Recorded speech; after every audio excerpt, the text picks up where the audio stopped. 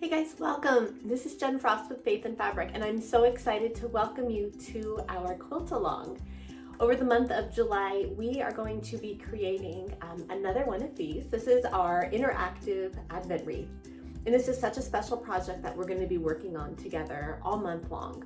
Now, if you're actually catching this video after the quilt along, you are welcome to jump in at any point or to create this on your own schedule. That's what we've got this video set up for.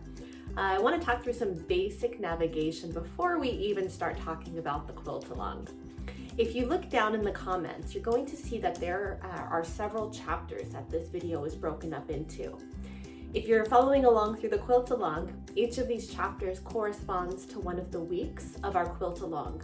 So this way, knowing that it's summer and families are on vacation and everyone is busy, you can obviously jump ahead a little bit, you can get a little bit ahead. If you fall behind, you can catch up. You can kind of move at your own pace, so you can do that. You can obviously continue to follow along the schedule of the quilt along, because right, that's what makes quilt alongs so fun. So let's talk a little bit about what we're going to be making today.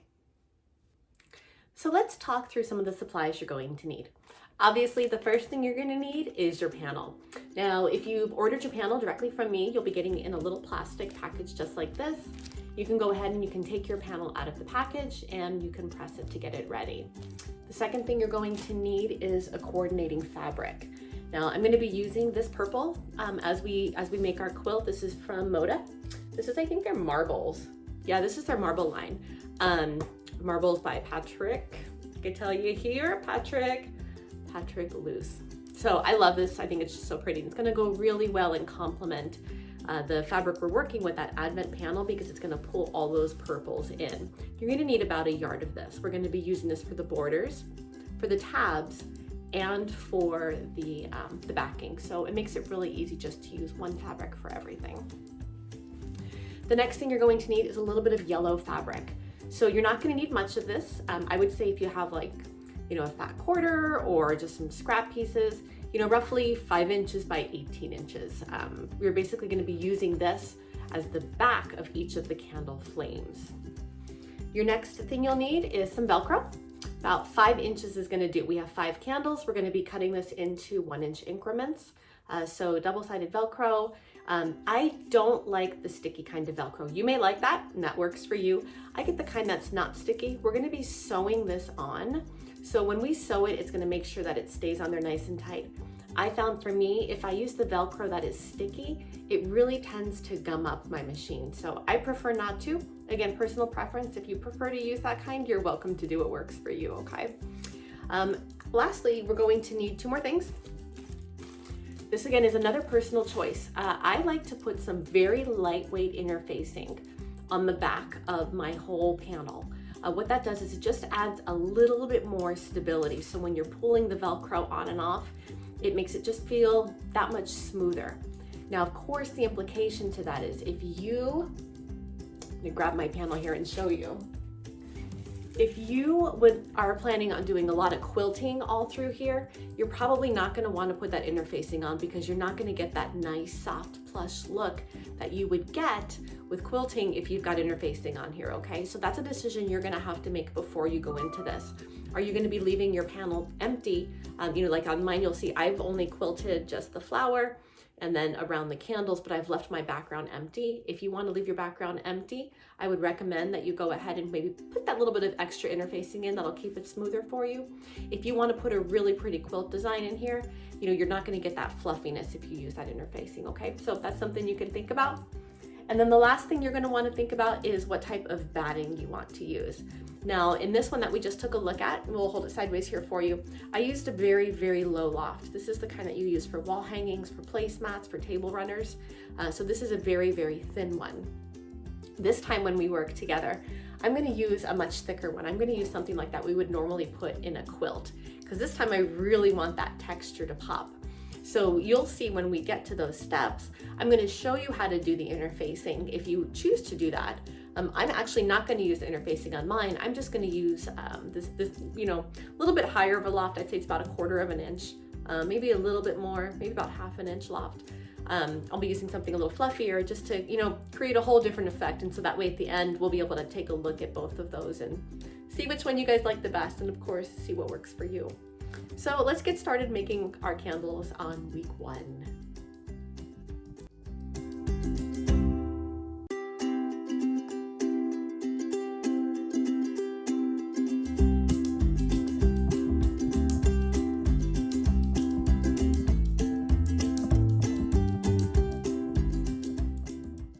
The first thing I want to mention is that the steps in the video slightly vary from the steps in the tutorial online. I'll actually put a link to that tutorial below.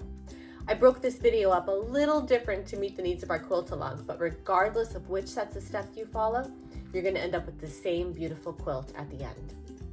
So let's get started with our candles. First, using your fabric cutter or rotary cutter, you want to cut the large gray rectangle that has the 5 oval circles in the flames.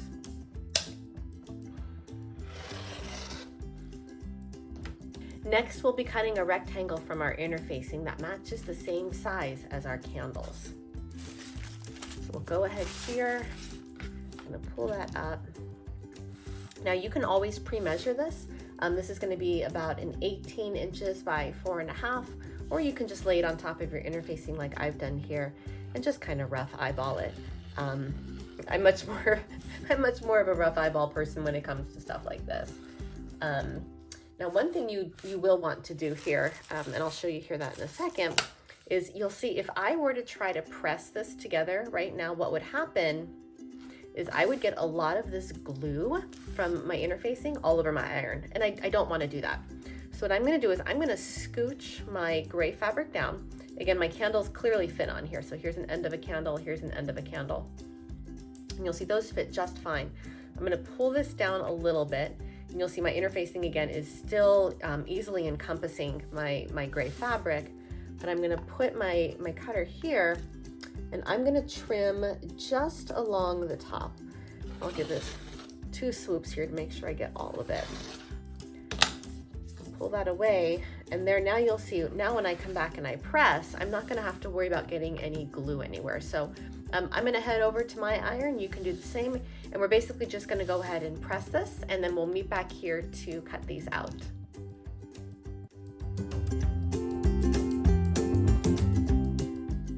Okay, so we've got our lightweight interfacing on the back of all of our flames. Next up, we're just gonna take some fabric shears and we're gonna be trimming out each of our 5 flames.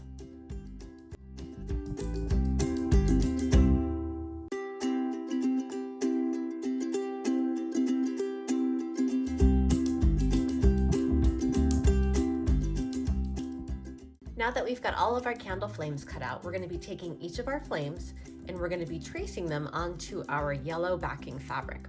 So this fabric is just going to be the fabric that we use for the back of our quilt, for the back of each of our candles. So you're just going to trace them with your pencil and trim them up.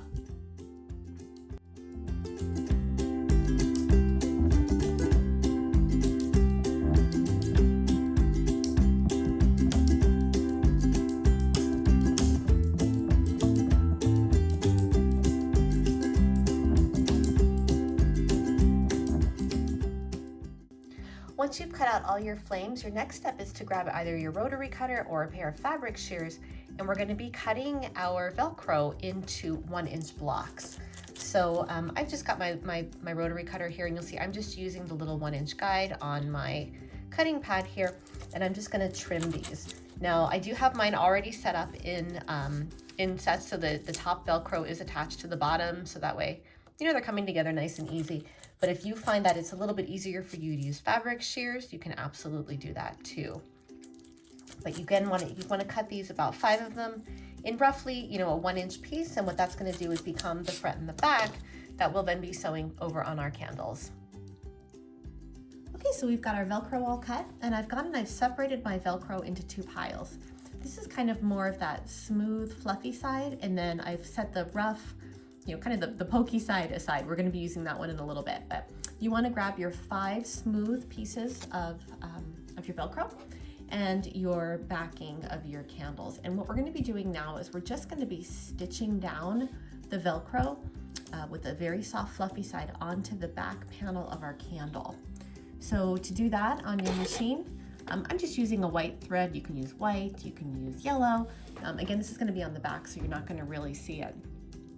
You're just going to come and you're going to stitch down. And now, as I mentioned earlier, I don't like to use the sticky, Velcro, because it does tend to gum up my machine. So this is where we're just going to tack this down. So a couple quick stitches will get that done. So I do have my machine set to back stitch. So we're going to lock that stitch in, come forward here, rotate around the corners.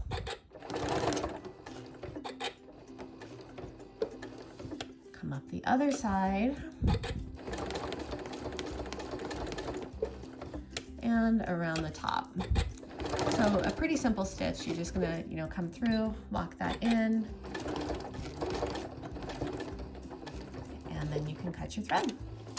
And there you go. So we've gone and we put this, roughly right in the center. So you're gonna take this and you're gonna repeat this 5 times.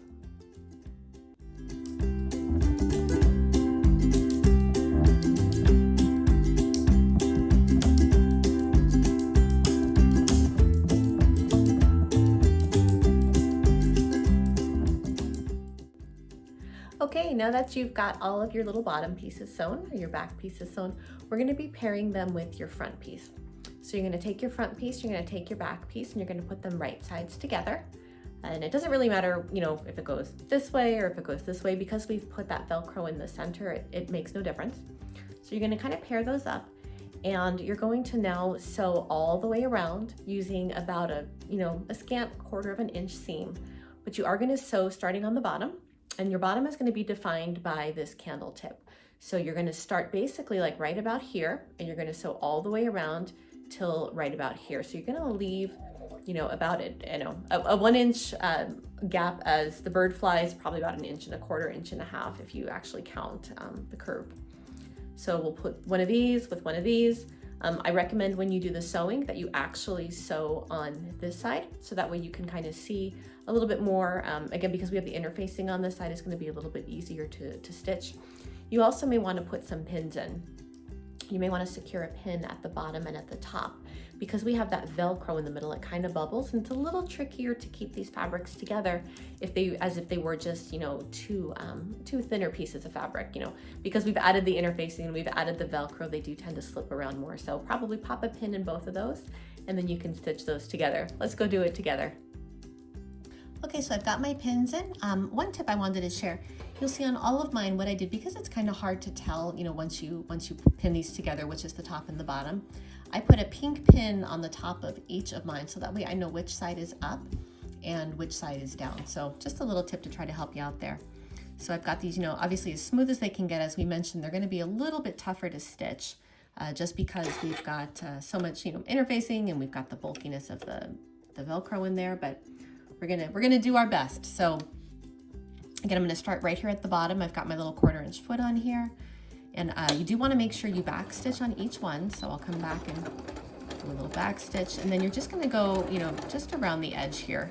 Again, leaving about a 1/4 inch. Now, it is a little harder sometimes, especially if you're newer at sewing, to get those curved. I think sometimes sewing curves is a skill in and of itself when it comes to sewing.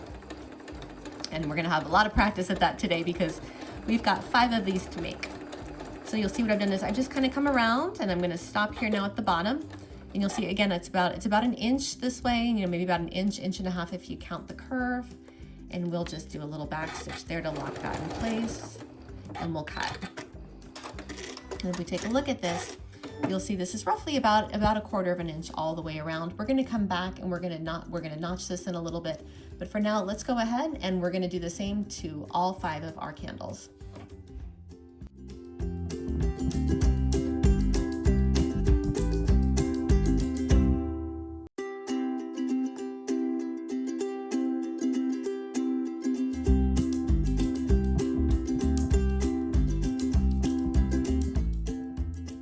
Now, before we turn these guys inside out, we're going to actually trim some notches and trim them up a little bit.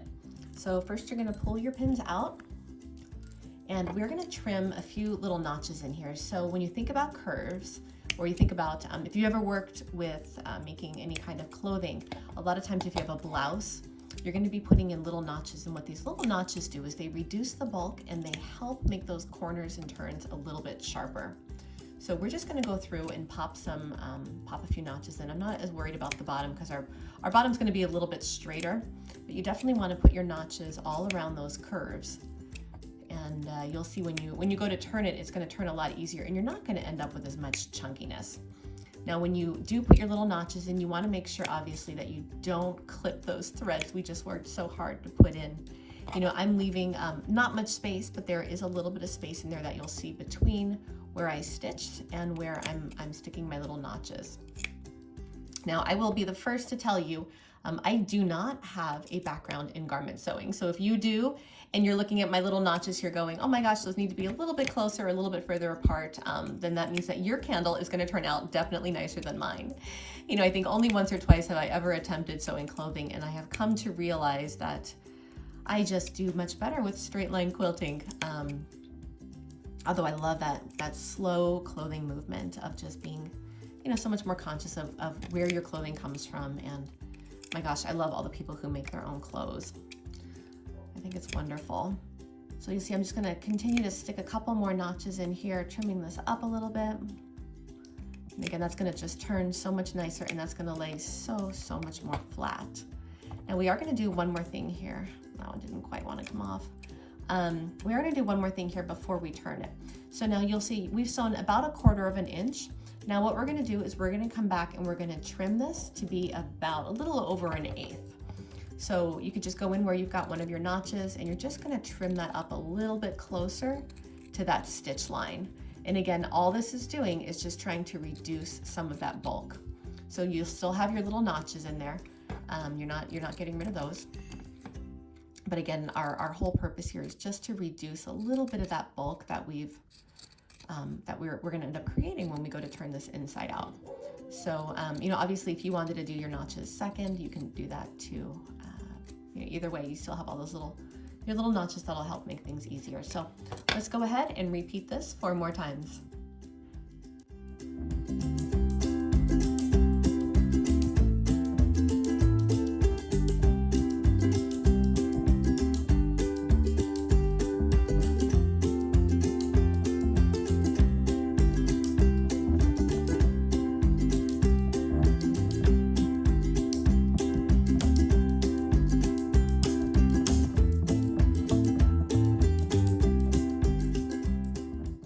Okay, we are ready to turn our little candle here.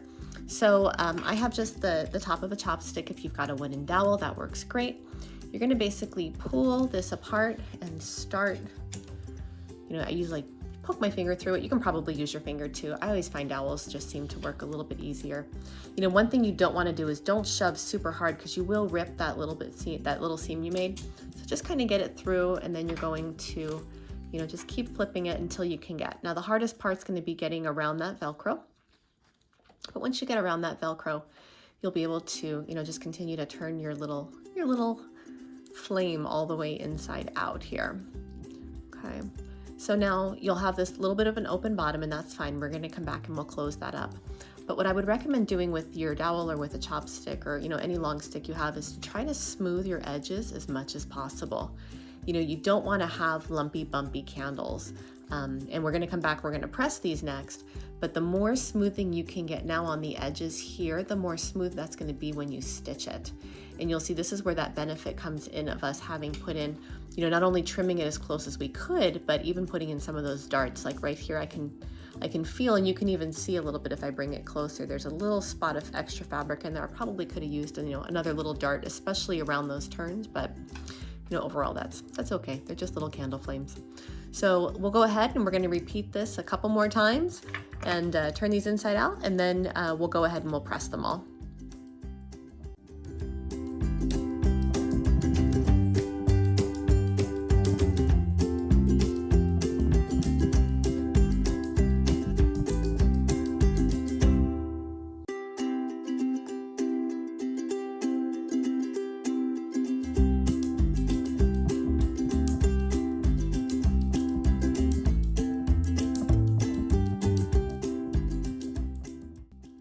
So how's your candles going so far?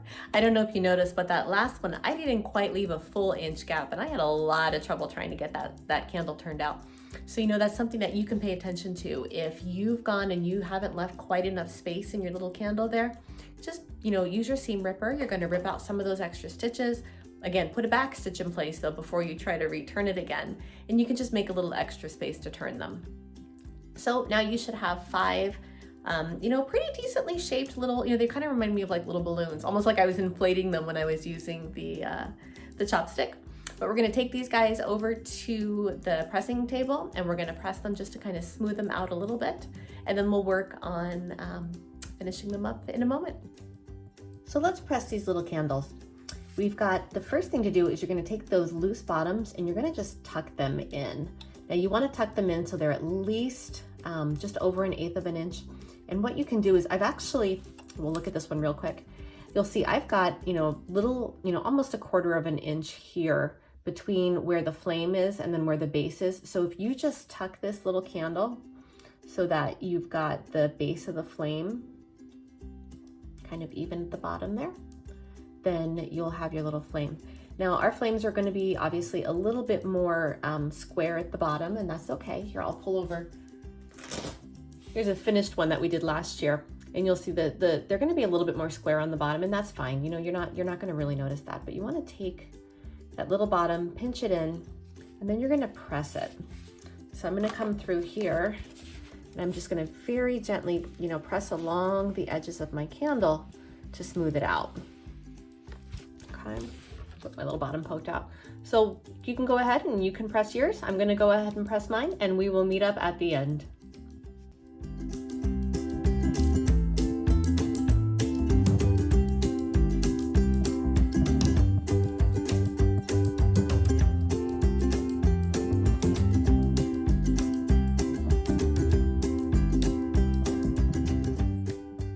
The last thing we're going to do this week is we're going to finish off our flames. So we're going to take that same yellow thread that we have in our machine already, and we're going to start at the bottom of our candle. We're going to do a little stitch in place or a back stitch, and you're going to come all along the edge at about 1/8 of an inch all the way around. You're going to cross back over where you started. You're going to come around the outside and down, and the inside and down.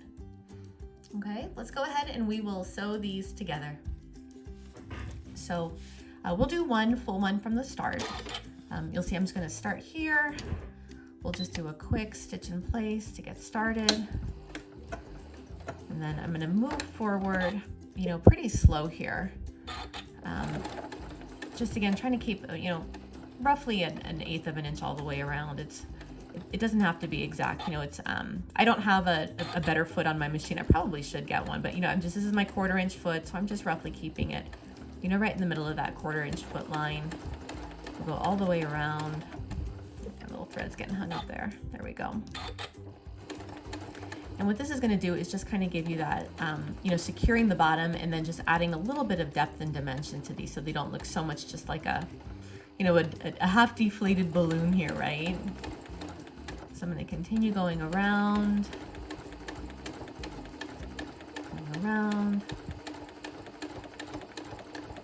And then once I start to get close to the bottom here, I'm just going to come right back to where I started. And now we're going to trace that flame. And what this is going to do is it's going to add dimension to your flame, and it's going to also secure your front to your back. And when I mean the back, I mean, that you've got that Velcro on there. So you'll see now if we go up and we stitch this, I'm going to go up around the top of my flame. Kind of come to that nice, sharp, pretty point, and you can feel it going right over that Velcro. And then you're going to follow that same curve. It kind of curves in like flames do and curve back around the outside. And then we'll come forward and we're going to do that same movement on the inside. Now again, the type of foot you choose is completely up to you. If you've got a foot that has a clear toe in the front, that may be something that's a little bit easier for you. I might actually try to switch over to that when I'm done here and see if that works for me. A lot of this is going to be a little bit of trial and error. I think if you guys have been here for a while, this is a new sewing machine for me. I used to sew on a different one, and now this is my new Janome, and I'm very, very happy with it. But the feet on it are quite different. So I'm trying to learn learn the possibilities here and, use the functionality of this machine while still doing a good job of my sewing. So I'm gonna go ahead, I'm gonna lock that stitch into place. And we'll give that a cut.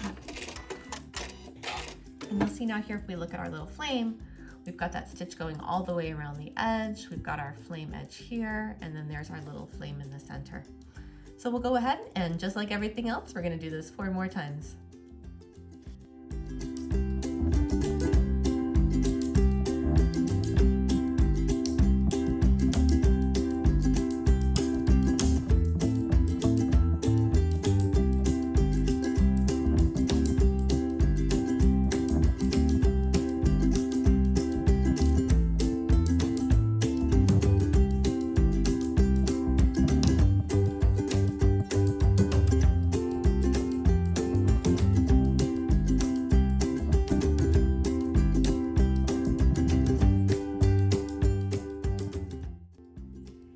And just like that, you're done on day 1.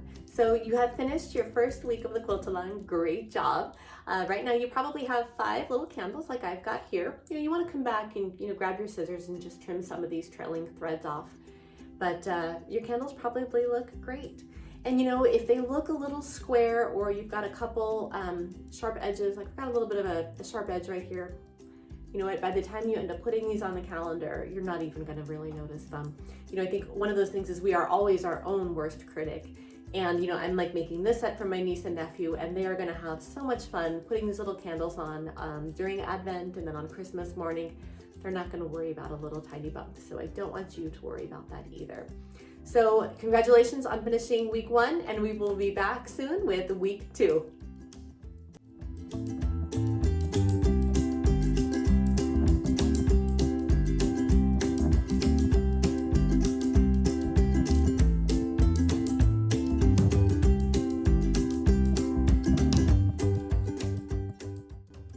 Welcome back for week 2. Okay, so now that we have our candle flames done, it's time to actually get started working on the panel. So if you think back to when we first started this last week, one of the first things we talked about was decisions we have to make. Every week you're going to have some decisions that you're going to have to think about. Your decision for this week is, do you want to do interfacing on the back of your panel or not? So if you remember back when we looked at the original example, I had put some very lightweight interfacing in my panel. And what that did is it just made a little, ever so slight, but a little bit stiffer of a fabric. Now, what that also meant was when it comes time to quilting it, you're not going to see as much of that quilting detail because you're stitching on something that's stiffer. So this time when I make it, I'm actually going to go ahead and I'm not going to put interfacing on mine. I'm going to use a thicker batting. Now, we're not doing batting yet, but it's something you need to start thinking about. So for demonstration purposes, I'm going to show you how to do the interfacing if you want to do that. Again, there's not a right or wrong, it's just a personal choice. We'll go ahead and show you how to put the interfacing on, and then we'll continue to move forward with our borders. We're going to be putting some pretty borders on this today, or this week too. So a little bit easier of a week than last week. You'll probably be able to get this one done in a little over an hour or so. And that'll give you a chance too, if you didn't finish your candles from last week, to get caught up. Okay, let's get started. All right, so we have our panel here. You see I've got the right side down, and I basically just went ahead and I pressed the entire panel just to smooth it out a little bit. I do like to use a little bit of a starch on here, so I just use some best press to kind of really get those wrinkles out so I've got a nice smooth surface to work with. Now we talked about interfacing, so if you would like, you can take your interfacing and you can actually cover the entire back of your panel with interfacing. Again, this is just a very lightweight interfacing, and it's just going to add a little bit more stability to your quilt back. Again, if you think this is going to get a lot of little kid use, you may want to put this on here. And if you're not looking forward to adding a lot of texture to your quilt, then this is a great option too. This is really going to help it to lay extra smooth and extra flat on your wall. If you don't want to put interfacing on, like I said, I'm going to do this one without, just so we can compare and contrast at the end. What I would recommend still doing is just putting a little bit of interfacing strips right where we're going to have our Velcro. So you see I've got these little strips. They're probably about, roughly 1.25 inches by probably maybe say 2 inches. And I'm just gonna be putting them above the candle wicks of each candle. And what this is gonna do is it's going to add a little bit more stability where I've got that Velcro. So that way when I pull the Velcro on and off, because we are gonna be stitching our Velcro on the front today, when we do that, we're not going to be having to worry as much about ripping the fabric. So you'll see I'm just gonna gently let that very, very thin, you'll see this is just a very, very thin interfacing. I'm gonna let those melt onto there, just a quick little press. And again, what this will do is once we come and flip this over, we'll be putting Velcro on the other side, and that's just, again, gonna make it more stable. You know, I think about kids putting it on, putting it off, and putting it on and putting it off, and while it would probably be just fine, you know, I feel like a little extra never hurts. So this is our chance to do just that. So we've got that little bit of extra interfacing on there for stability. Let's go ahead and do our Velcro. So you're gonna flip your panel back over. Okay, we've got our little panel here, and you're going to get your Velcro. Ta-da! Here's my little Velcro strips. So these are going to actually get stitched right above the candle flames. Now you can put them, you know, somewhere between about 1/2 inch to 1 inch above each flame. So like that.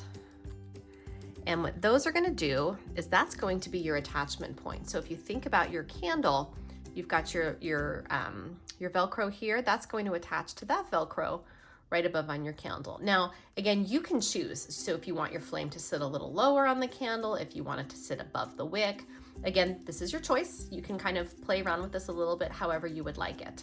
Obviously, you can't put it up way too high because not only would that look silly, but then if you put the interfacing on the back, it's not going to sit on that interfacing. You can almost just see that little bit of an outline where my interfacing is on here. So, you know, when I stick mine on here and I've got this in the middle, mine are going to show just a little bit of that flame or a little bit of that wick. And I like the way that looks. It looks pretty natural to me. So you can bring your Velcro pieces over, and we're going to head to the machine. You want to put your white thread on your sewing machine, and we're going to go ahead and we're going to stitch each of these pieces of Velcro down.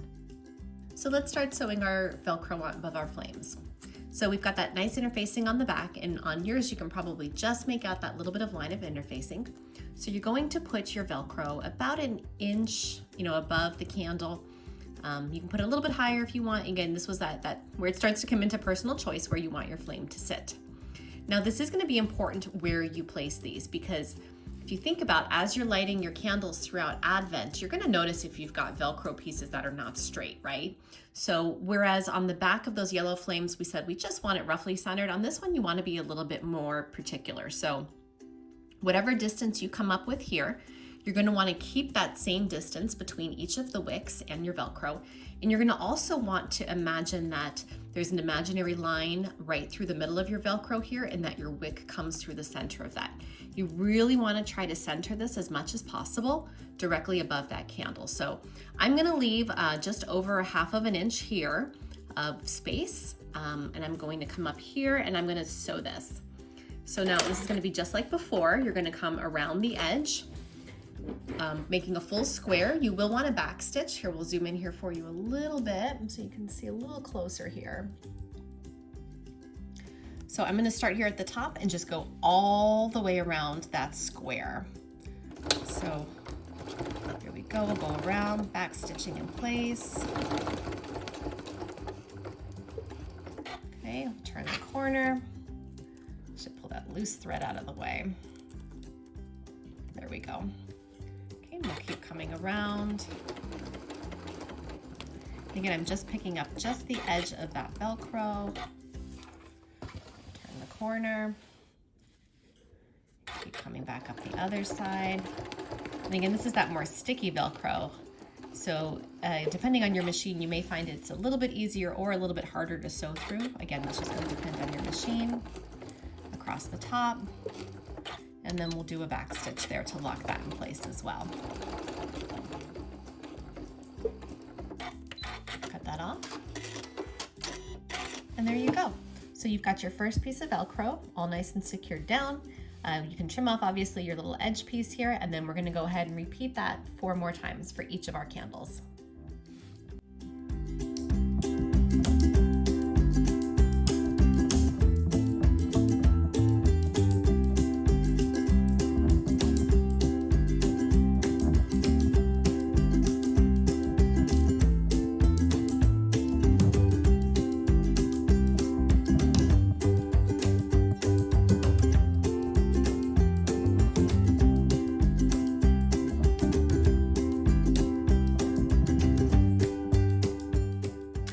next it's time to cut our fabric strips. So what you want to do is you have your fabric panel, and you're going to want to measure the width and the length of your fabric panel. Now I would give you a standard measurement for this, but since each of these could be off by just a touch depending on the size of your panel when you receive it, depending on where you cut your lines, depending on how you may have trimmed it, we want to make sure that you're doing that final check. But our strips overall, they're going to be 2.5 inches by whatever the length and the width are, okay?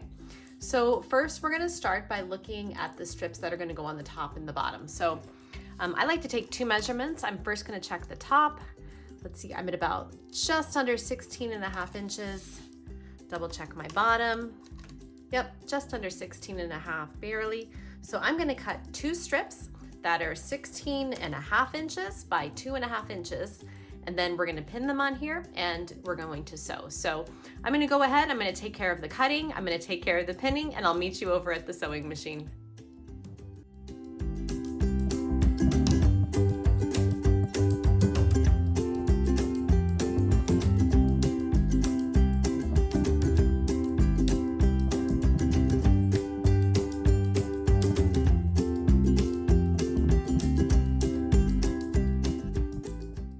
So I've got my strips, and I went ahead and I pinned them to the bottom and to the top of my my panel here. So what we're going to do is just, with about a 1/4 inch seam allowance here, we're going to stitch this on. And this should be, if you've quilted before, this is the easy part. This is just a straight 1/4 inch allowance line here.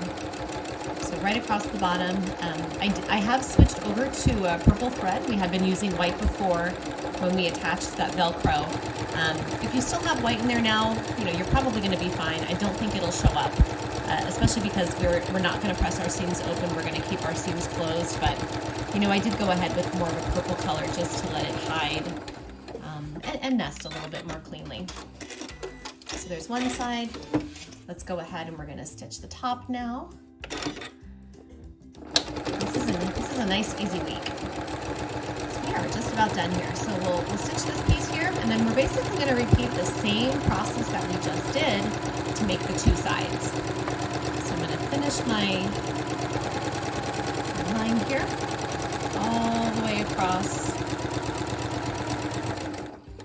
I'm going to cut that. Okay, now we're going to take this back over to the pressing table. We'll pull our pins out, we'll press it open, and then we're going to cut some more strips. Okay, so we're going to take our pins out here. Maybe get some new pins. Mine are starting to get a little old and gross. Thankfully, they're not too rusty yet. If you've got some great pin recommendations, let me know. We live on the coast and it just gets so wet and moist here. Everything seems to rust. Okay, so you have your little strips up here. We're going to go ahead and we're going to press those up. Now, I would recommend you just press them straight up. I would not press your seams open. Personal preference, I think this is just going to add that little bit more stability. Again, because this is going to be a wall hanging with people pulling on it and playing with it quite a bit, it's going to be just a little bit easier to go ahead and have that extra ounce of stability, if you will. So you can go ahead, take your fabric, and you're just going to press that open real gentle. And then repeat with the bottom. So your fabric should be pretty straight because we've already pressed it once. So we'll get one side. Now we'll come press this guy open here on the bottom. And then we're going to repeat that same cutting process that we did, the same measuring process that we did for the two sides. Okay, so I'm going to speed things up. Again, like we already talked, I'll just talk you through it. You're going to get your measuring tape. You're going to measure the full distance here. I've got about 22 inches, actually right on at 22 on this side. We'll check this side. Yep, 22 inches on the penny. You can see if I pull this over here, you guys can see it a little bit in the camera, 22 inches. So I'm just gonna go ahead, we'll speed things up. I'm gonna cut two strips at 22 inches by 2.5, and I'm gonna pin them and then we'll sew them on, okay?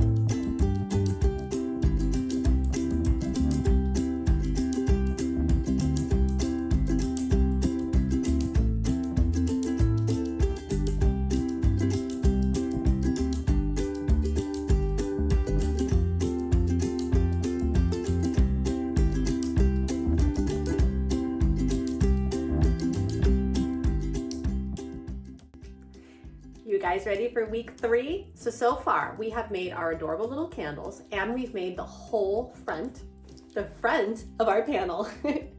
So this week we are going to be working on a few different things. We're going to be working on our backing, our batting, and our hanging tabs. So just like every other week, you guys have a few options that you want to think about. Now, we talked a little bit about this at the start, but let's go over it since this is the week we're going to be doing it. You know, your first thing that you need to think about is what kind of batting are you going to be using? So right here, I'll show you first. This was the original one I made, and this had that very, very thin batting. This is kind of the stuff you use more for like wall hangings and placemats and table runners. So you can go for a very, very thin look. What that's going to give you is a much flatter look when you go to quilt it. Now, obviously benefits to some things and some drawbacks to others. You can also go for more of a high loft batting. This is just, you know, that super soft, fluffy stuff that you tend to think of when you think of like a bed quilt. So I'm going to be making the one that we're doing today out of this, again, just to have a difference in the contrast so you can kind of see what the difference looks like. But you're going to want to think about what kind of batting you want to be using for your project. Your second option is going to be whether or not you want to put the hanging tabs on. Now, if you take a look at this one, I have these 2 little nifty tabs at the top, and they're perfect for sliding a thin dowel stick through. So I have a dowel. I put the dowel through, you know, it ties off with some really pretty ribbon, and I hang it on the wall that way, and that's how we use this as a wall hanging. So you are welcome to, I'm going to show you how to do that, how to put these nice little tabs on here so you can, you'll see they're kind of circled, so you can easily slide a little dowel stick through. So you can make those, and if you don't want to add those to yours, you don't have to. The third thing we're going to be doing is on the very back, we're going to be putting a piece of Velcro. Now what that Velcro is going to do is that's going to be very helpful for you during the weeks that you're not using your candles. Now this is something that actually came about after we made this very first version and realized, oh my gosh, what do we do with these little flames on the weeks in between? So we're going to be adding just an extra strip of Velcro to the very back of our quilt so that way we have somewhere to put all these extra pieces when we're not using them. Ready to get started? Let's do this. So the first thing we're going to do is we're going to cut our backing fabric and we're going to cut our batting. So you want to go ahead and you want to measure the full size of your front of your quilt panel. You know, for me right now, I'm measuring at about 20 inches and a half by about 22 and a quarter here. So that gives me my first measurement. So I'm going to move this out of the way here, and I'm going to go ahead and I'm going to cut my top fabric to that same measurement. So this is going to be the fabric that's going to go on the back of my quilt. So I'm going to go ahead and trim this up here. We'll speed things along when I do my trimming here. To make it easy, what I like to do is I'm also going to put my backing, or my batting on top of this when I cut it. And then that way I can just kind of cut that extra large piece, and then we'll go ahead and we'll assemble our sandwich. So I'll speed things up while we do that trimming.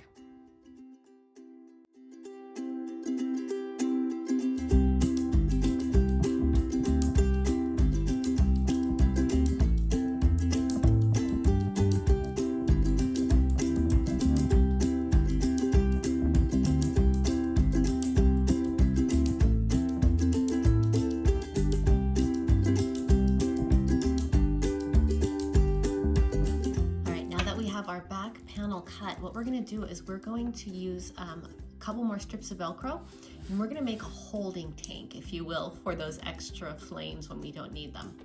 So if you have extra Velcro on hand, you're going to just snip 5 1-inch strips.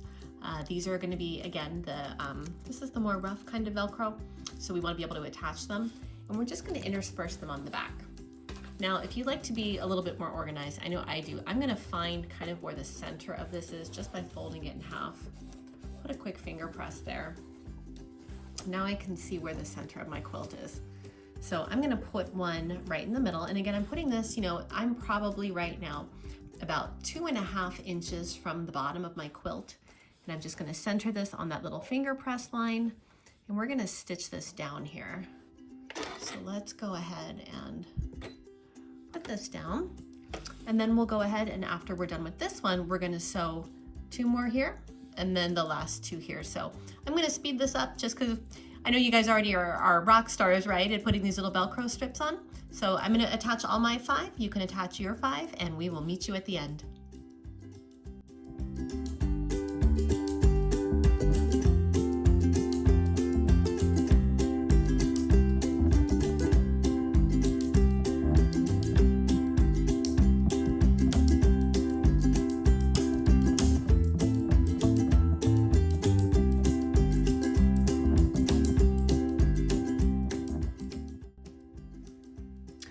Okay, so now we have our backing and our batting and our quilt top ready to go. So we're gonna make our sandwich. So first things first, I've got my batting here cut. I'm gonna go ahead and on top of that, right side up, I'm going to place the backing material that we made. So it's nice and smooth. This is the one that has those little Velcro spots that we have. So remember, that's going to be the bottom or the top, depending on where you prefer. I'm gonna put mine on the bottom, especially because I'm making mine fluffier. That little bit of extra weight is gonna help it hang a little bit smoother. So I'm gonna keep this here. Next up, to continue our sandwich, we're going to put our quilt top. Now this piece is just gonna lay right on top of the others. Again, putting top to the top and bottom on the bottom. Okay, so you've got that all nice and lined up. Now you're gonna go ahead and you're just going to pin all the way around, and then we're going to stitch this at our machine with about a 1/2 inch allowance, between between a 1/4 inch allowance and a 1/2 inch allowance. Maybe do an extra generous quarter if you want. And that's just gonna be to really secure that in place and give it a little bit of extra oomph, since this is gonna be a played with quilt, okay? So I'm gonna go ahead and pin mine, we'll speed things up, and then we'll head over to the machine. Now this is where you're gonna have to decide if you wanna put your little hanging tabs in. So we're gonna go ahead, I'm gonna show you guys how you're gonna make those little hanging tabs to put inside your quilt pocket. They're basically going to slide, just to give you a preview.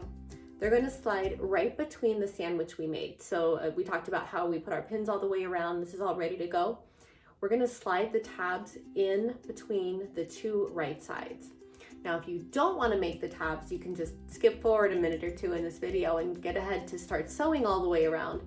But if you want to make the tabs, then let's head over to the cutting table and we're going to make those together real quick. So let's get started on those hanging tabs.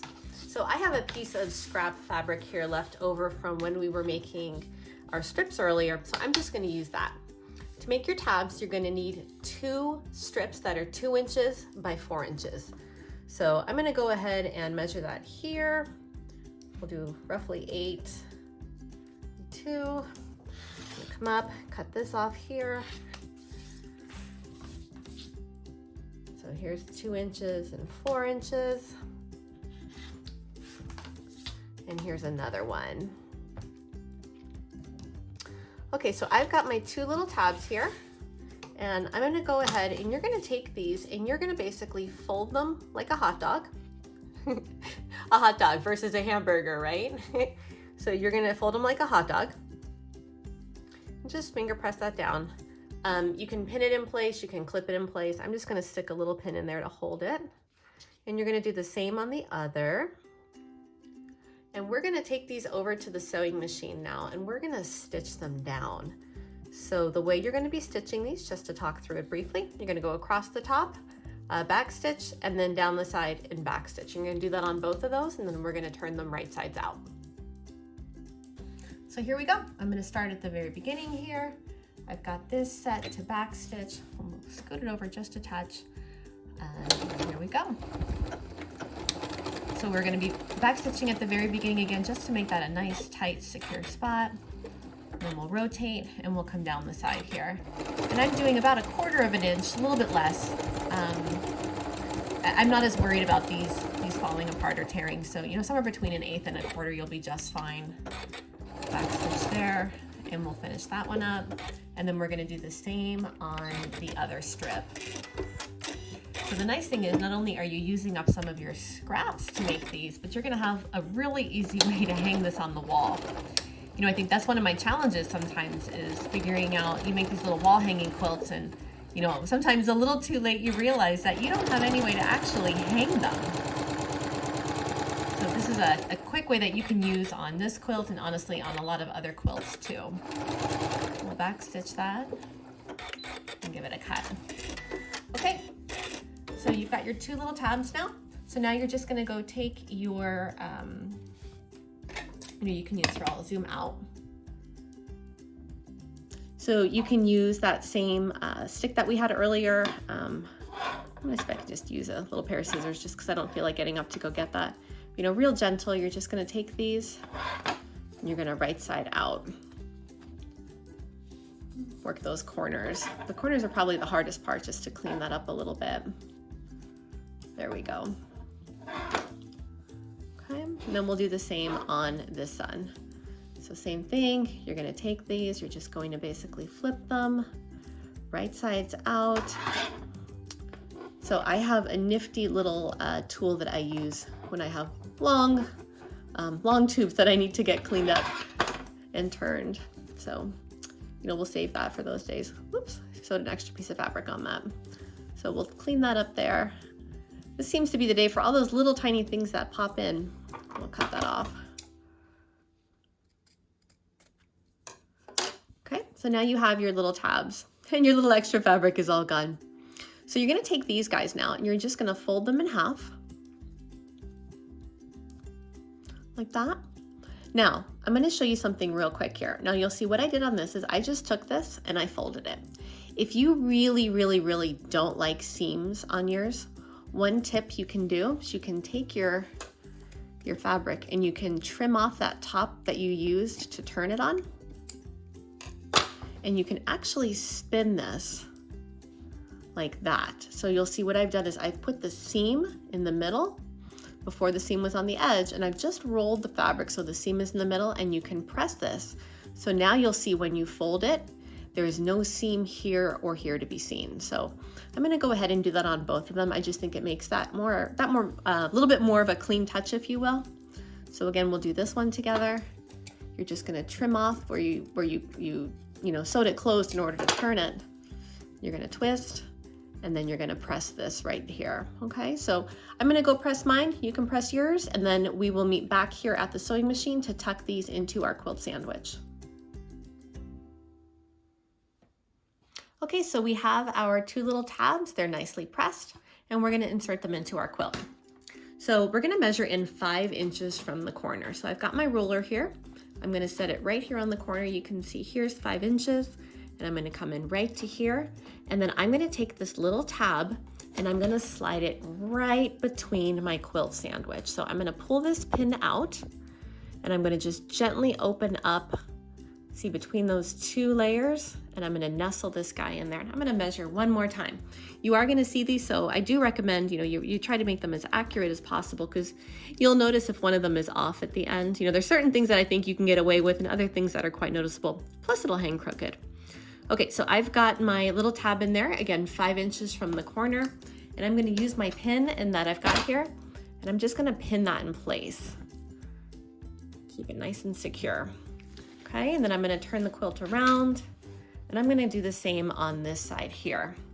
So again, we'll measure 5 inches. I'm gonna slide this right between those fabrics. We'll pop it in. And I'm gonna pin this one in place as well. So once you get these in, we are now on our last step for this week, which is always kind of nice, right? We're gonna go ahead and we're gonna stitch all the way around and put everything in place, okay? Okay, so I have my foot on my machine here. And I mentioned before I have a Janome that I'm sewing with. And these AccuFeed feet are phenomenal because they're just, amped up walking feet. They're just amazing. So what I'm going to do is I'm going to measure out. So, I want to be somewhere between 1/4 and 1/2 inch. So I'm just checking to see where is that on my foot. And that's right about here. So I'm going to go ahead and start sewing. I do have my machine set to backstitch.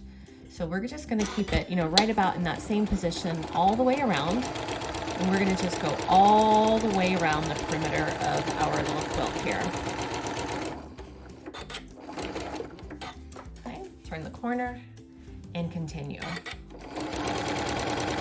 So this will be our very last thing we get done this week. After this, we're going to turn the quilt, and then next week we're going to jump back in and we are going to start quilting it. So over the next week, you'll want to probably start thinking about some ideas you have. I'll have plenty of ideas to share with you on different ways that you can quilt this. We'll be doing a lot of outline quilting where we go around and we, really highlight like the bow. I think the bow is a wonderful thing. You can highlight the flowers, the candles, the wax stripping on the candles. But then you also want to think about what kind of background would you like to do. do you want to leave your background empty? Do you want to highlight the words? So we'll talk through a couple ideas. We'll probably even do one of our free motion Fridays based on this quilt. So see, I'm coming up. Pull that pin out of the way. I hit that pin earlier. Did you hear that? Not a good sound. So there's my tabs. Those are just getting tacked down now, and I'm keeping all my fabrics going in the same direction here. Turn the corner one more time.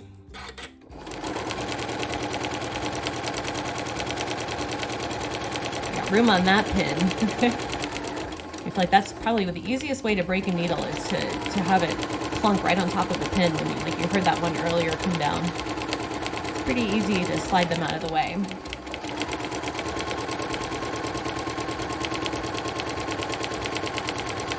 So we'll finish down the right hand side here.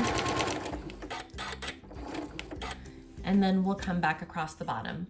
Now I would recommend you leave probably about a 5-inch gap. That's going to give you enough room to turn it.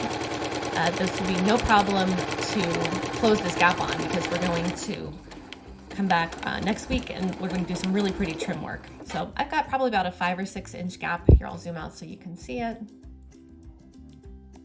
So, roughly 5 or 6 inches here.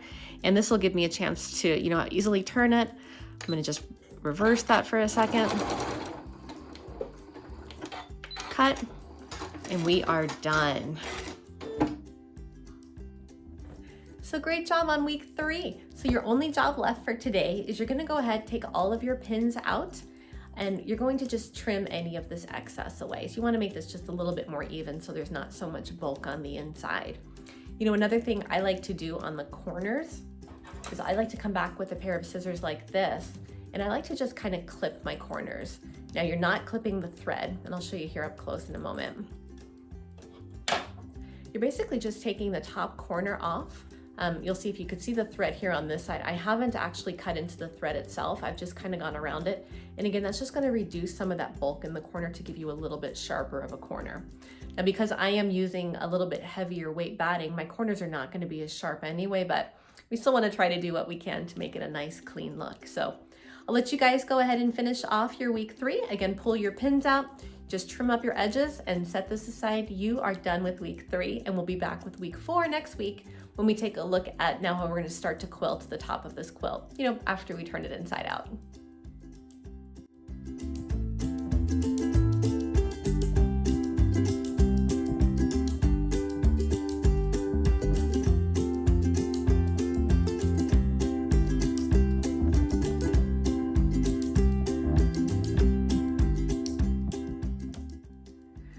Can you believe we are already on week 4 of our quilt along? Welcome to the 4th week. So this week we're going to be spending the very beginning. We're going to be taking our little quilt sandwich that we've made. We're going to be turning it inside out.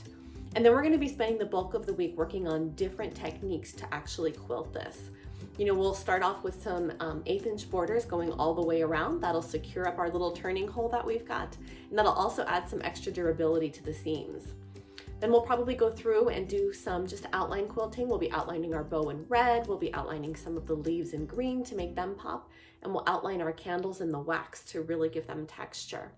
Then we'll be spending some time talking about some different techniques that you can use to do the background of your quilt, whether you choose to leave it open, whether you choose to do some quilting. That's going to be a choice that you get to make this week. So let's go ahead. We'll head over to the cutting table and we will start first by turning this guy inside out. So one of the first things we need to do is we need to turn our quilt sandwich inside out. We've got our nice little hole down here for turning. Before we do that, want to make sure you followed up on your actions from week 3. Week 3 was to take all of your pins out. It was to trim the corners, and you'll see when we trim our corners, we basically just find that thread line and we clip this way and clip this way to reduce some of that bulk. And then we trim using your rotary cutter and your ruler, just any excess so that we can have a nice clean 1/4 inch line here. So let's go ahead and start. This is pretty easy. You're just going to go inside here. I'm going to flip this guy inside out. I know we've backstitched, but always just be a little careful with those seams. You don't want to pull too hard and yank. And then use your finger to press those corners out. So you can just take your finger and just kind of poke in each one of those corners. and we will have a nice little quilt sandwich here to give a quick iron press to. So once you've got all of your little corners poked out, you can take this over to your pressing table, your iron, wherever it is that you do, and you're just going to come through and you're just going to give the edges in your whole quilt a gentle press. Now, a word of caution, depending on what kind of batting you used, you want to make sure you don't leave your iron sitting on there because you may melt your batting. Okay, so again, if you've got a cotton batting, it's less likely to melt and burn. If you've got, you know, a real polyester batting in there, you want to be careful you don't like sit your iron on here because you will defeat the purpose of that nice puffy batting. So let's go ahead and get started and we will iron together. So let's get some of those wrinkles out, shall we? The first thing you want to do is at the bottom here. Now I went ahead and I already put my pin in, but we'll do this part together. You want to take your batting, and again, I've gone with that higher loft. So you're going to fold your back panel up and you're going to fold your front panel in. Again, about 1/4 of an inch on each. That would be keeping with the seam allowance that we put in. And you're basically just going to kind of pinch them together and you're going to pin that in place. You can also use binding clips if you have binding clips. It's whatever your preference is. But you want to hold that closed so we can start to press that out. Then you're going to take your iron and you're going to slowly, gently, however you want to do it, you're going to just start to get some of those wrinkles out of your quilt top before we start to sew. Now I am doing a very light press on mine because I do have a polyester fabric in here. I've just got some of this loose stuff left over from an old hand-me-down from a friend that I wanted to use up in this. And so I don't want to melt that polyester, so I'm just going to kind of go over this a little quicker. You know, I think that was one of my early quilting mistakes when I started years ago was I was so careful about not ironing, right? Because as quilters, we don't iron, we press, that I was pressing a little too hard and I completely melted the polyester batting inside my quilt. But we love the quilt anyway. We actually still use it for Advent every year on our table. And it's just a nice memory of how far we've come, right? We're always learning and growing. So I'm just kind of getting some of those edges, tacking those down, and you can see here how nice those corners turned out. So because we trimmed our corners, they're nice and sharp and clean. We've got a lot of that excess gone along the edges, and so our quilt is looking really good. You can go ahead and give your quilt a quick press on the back. I've already gone and done that, so you guys can finish yours up, and then we'll head over to the sewing machine to start sewing some of our borders. So let's get to sewing and putting in our borders. The first thing we're going to do is we're going to be adding our border that goes all the way around the outside. Basically, we're going to add 3. We'll do one here, one on this side of the seam, and one on this side of the seam. And they're all going to be at about 1/8 of an inch, so nice and close and tight. So first up is you're going to want to figure out where on your foot is your 1/8 inch mark. So if you're already familiar with it or you have a special foot, awesome. If you ever need to, you can always grab a ruler and you're going to measure out from where the point of your needle comes down to where it marks. And so my foot actually has a little tiny tick mark right here. It makes things nice and easy for me to be able to see what I need to be doing here. So I'm going to go ahead and put my quilt underneath and I'm going to line it up with that little tiny 1/8 inch mark and start sewing. Now I'm going to start sewing mine just before my gap. You can see here's my gap where I've got that pin because I want to get that secured. So we'll adjust to be just at about 1/8 of an inch there. I'm going to grab my thread.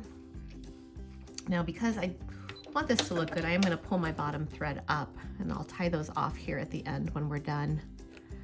But we'll go all the way around, back stitching where we start. And then we're just going to continue that all the way through. Now again, we saw yesterday or last week, we don't want to sew over our pins. So I'm going to pull that out and just make sure this is lined up as nice and tight as possible and keep that right at that 1/8 of an inch as we go through. There we go. So my gap is all closed up and I'm just going to continue all the way around. I'm going to speed things up a little bit. So again, what we'll do in the speedier version, we're going to continue that 1/8 of an inch all the way around here. We'll put an 1/8 of an inch here, and then we'll put an 1/8 of an inch here. So we'll see you at the very end when we've all completed our 3 different squares of 1/8 inch marks.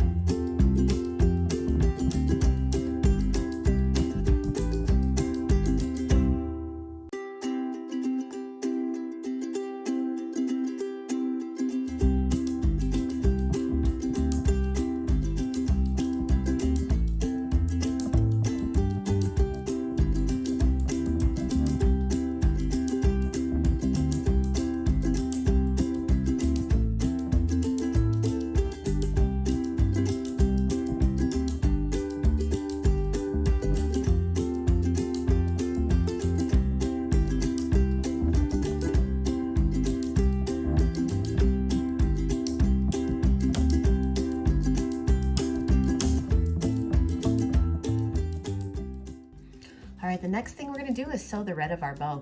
So I've got my red thread through the top of my machine. Again, I do have the purple. You can see that coming through here on the bottom. I pulled that through. Now there's not really a right or a wrong way to stitch your bow. The way I like to do it is I kind of come around the circle here in the front. You know, you've got that knot. You're gonna kind of come through the knot, start going through the loops, trace around the loops, and then using that center knot is kind of your repeat point that you can go back around as many times as you need in order to just kind of navigate all the way around your knot, okay? So we'll start this together and we'll see how that goes. We'll probably end up speeding it up along, just because at this point, all you're really doing is outline quilting. So I've got my machine right now. It's set to just back stitch in place. So you'll see that I'll tap a couple times, and then here we go. And we're just gonna go real slow, and I still have, there we go. My machine set at my 2mm mark, again, just to help make some of those stitches a little smoother as we go around. So we'll curve, okay, and then we'll lift, and we'll start coming through the bow itself. So this is, again, pretty straightforward stitching. You're just tracing the lines like when you were a little kid. So I'm gonna speed this up just because this is not overly exciting watching me stitch my bow. You guys can stitch your bows and then we'll meet up at the end.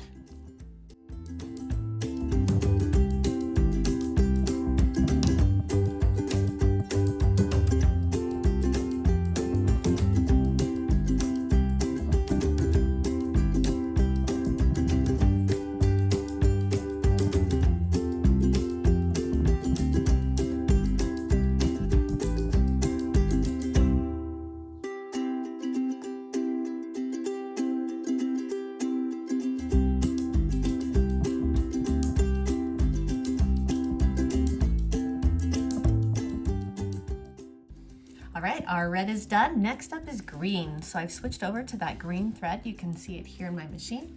And what we're gonna be doing now is just going all the way around the leaves to outline the leaves in green. Now, you have the choice. Obviously, when you're done with your outline, you can come back and you can fill in just some of the extra outlines of the leaves to add a little bit of extra depth and dimension. That part's gonna be totally up to you, okay? So I'm gonna get started on my outline and a little bit of filler work, and we will meet up at the end.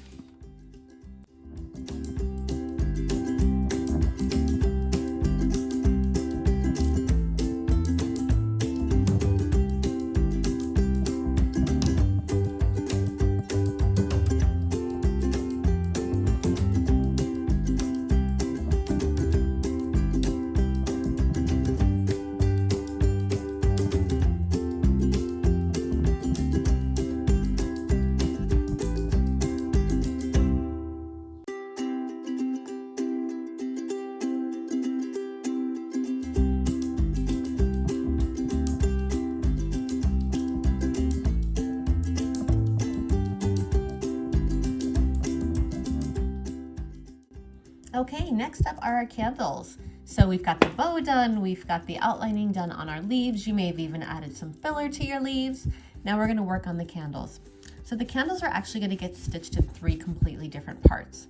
The first part is we're gonna do the wax at the top to make sure that we can really get some nice soft curves going around the edges.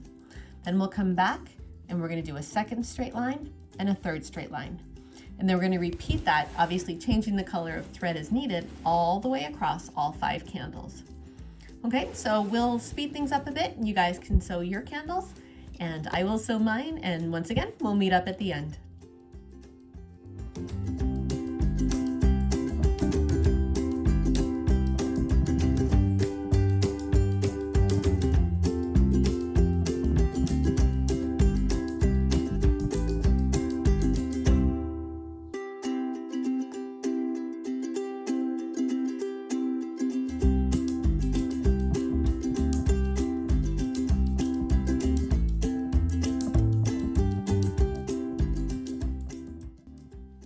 Okay, so we've got all of our quilting done so far. We've got our candles and our bow and our leaves and our borders done, and all that's left is our background. So for the background on this, what I'm gonna do is almost like a meander stitch. I'm gonna play off these jagged edges of the leaves and kind of make a little bit of a jagged meander design in the background. So I'm gonna go ahead and actually speed it up so you guys can kind of see how that design looks. If you'd like the full tutorial, you can check out this link. for the Free Motion Friday detail on exactly how to start all the ins and outs of making that jagged meandering design.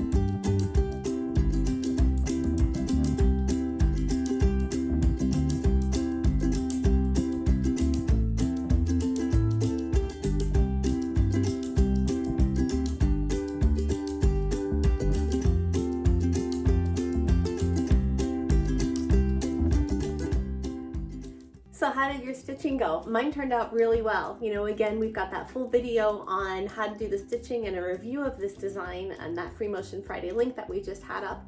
So I hope it went well for you and went well for me. And I want to say thank you so much for joining in our quilt along. I cannot wait to have next week, week 5, come out and see all of your amazing quilts and see how they turned out, to see what designs you chose, to see all your different fabrics, and to see ultimately how you decided to quilt it. Thank you so much for joining me for this quilt along. I hope you'll stick around. You can subscribe to our channel at any point. We have lots of videos coming out. Make sure you're part of our newsletter. That's where you'll find out about all of our new upcoming quilt alongs. There are 2 more planned for this year. I'm excited to share those with you. And it has been such a pleasure to sew with you. Thank you again for joining me. Take care.